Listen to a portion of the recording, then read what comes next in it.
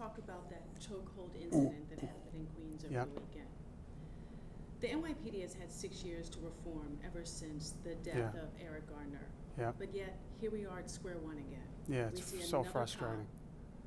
Putting someone in a chokehold that was banned and is now illegal. Yeah. Has been banned for over 20 years. So frustrating. I think cops are frustrated by the incident.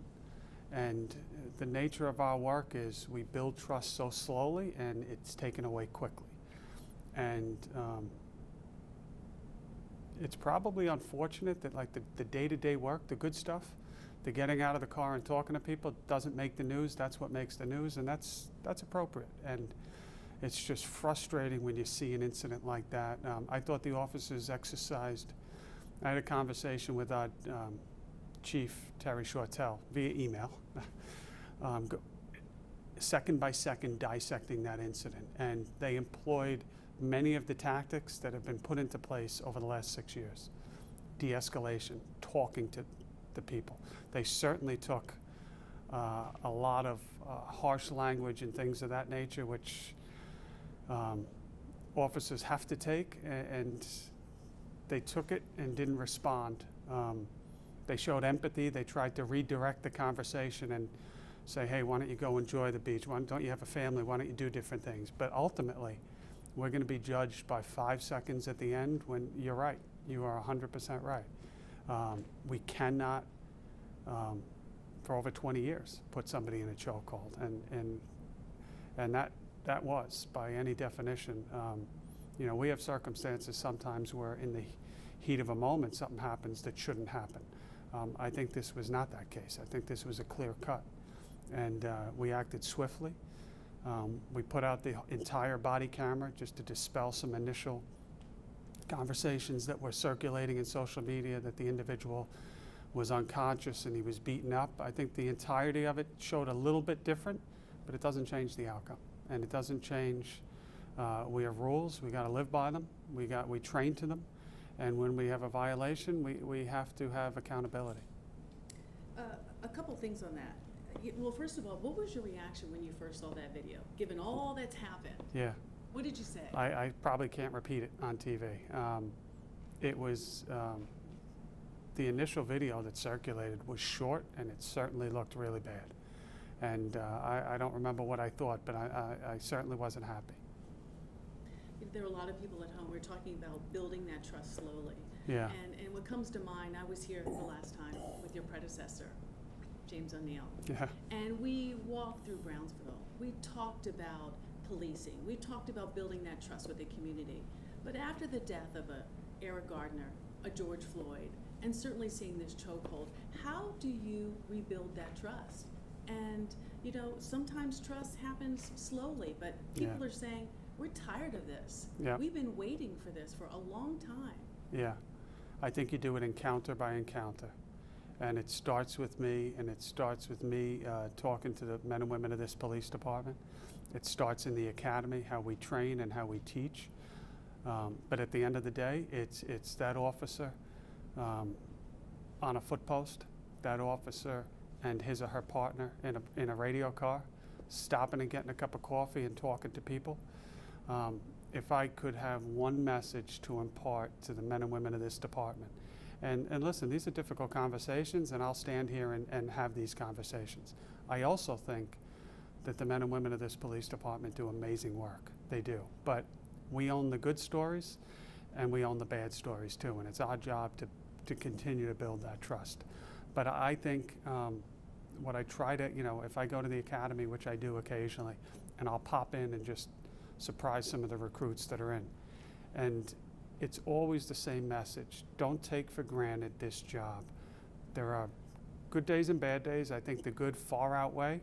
If you polled the police right now, you would get a different answer. This is a very difficult time, but over the course of 10 or 20 or 30 years, I think the good far outweigh the bad days. But you have to cherish, I believe, the amazing opportunity that you have to impact people's lives. People call us at the worst possible time because they have no one else to call, or maybe you interact with them.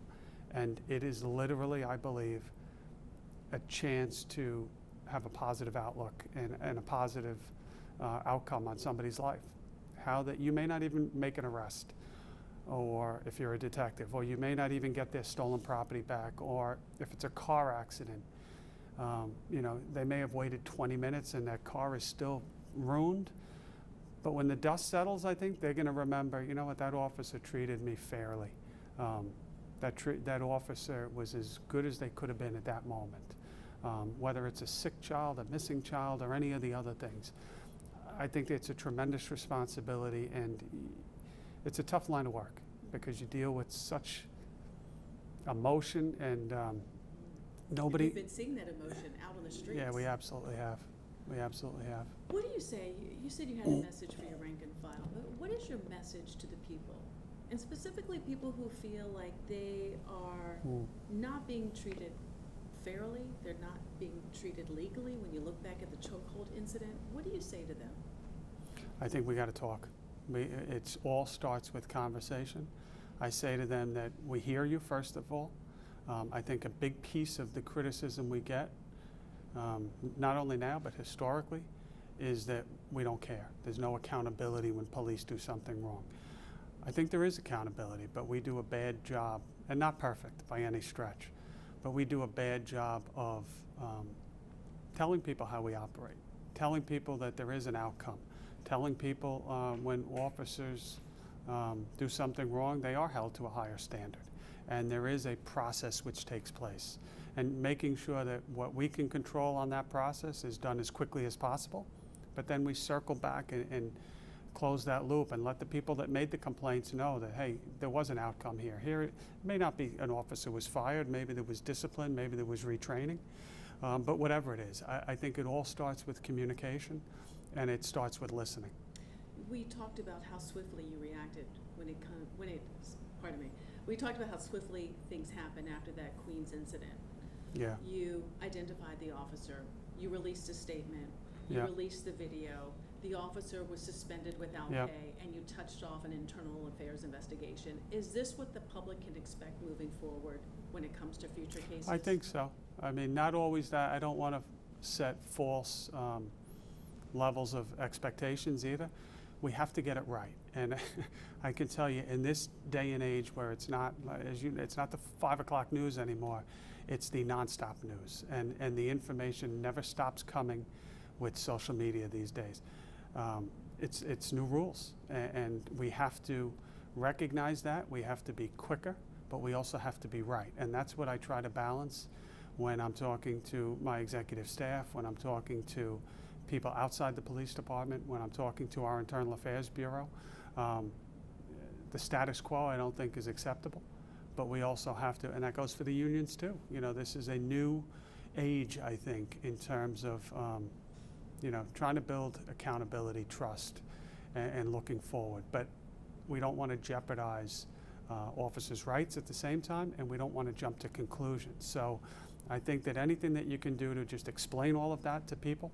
Sometimes the message that we put out, and it's probably the 6th or 7th time I've done it in the last month, is we are aware of a particular video, we are investigating it, and we'll have an update for you. And sometimes that goes a long way.